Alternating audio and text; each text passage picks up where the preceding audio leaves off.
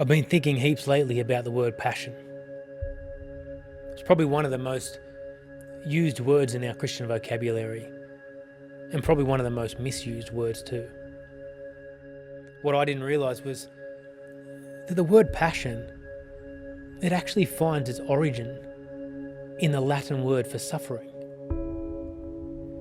which I guess means that passion is not so much about something you love, but maybe more accurately, your willingness to suffer for something you love.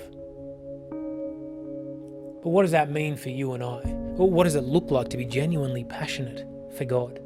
It actually reminds me of one of the most incredible stories I've ever heard from the persecuted church, of a Christ-centered passion, about this guy called Peter from North Africa.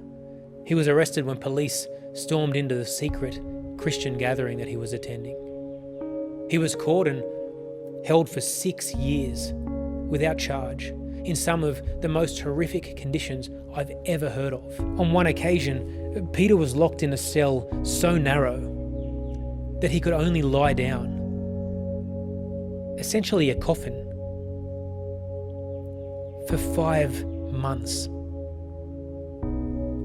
They took him straight from this coffin and placed him in an underground cell, completely dark, and they left him there for a further 6 months.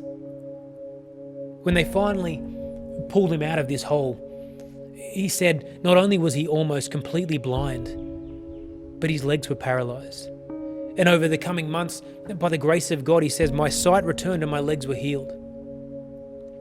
The police would regularly pull him in and say, Peter, we want you to sign this piece of paper, which literally said, I will not speak about Jesus. I will not meet with Christians. And on each occasion, he would refuse to sign it. One day, Peter and 2 fellow Christian inmates resolved to escape.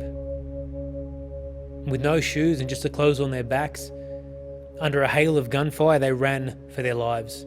In fact, Peter didn't stop walking for more than 200 kilometres until he reached the relative safety of a refugee camp. And as he spoke about the last 6 years of his life, he said he realised that not only had he lost his freedom, but he lost time. He said, I'm almost 40 years old, I'm not trained, I'm not educated. I may never get married or have a family of my own. But then he stopped and smiled and he said, but I still have Jesus, and he's worth it all. It dawned on me recently that, well, I live as though Jesus Christ isn't coming back in my lifetime. And the impact that has on my faith, on my passion, it's crazy. Because if I'm honest with you, I've been living that style of faith for more than 30 years.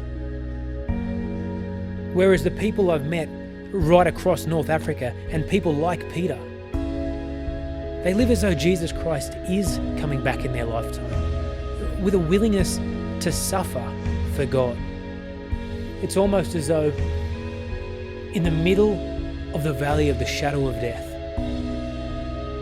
they find the river of life, the one true God, Jesus, who before you were passionate for him, suffered because of his passion for you.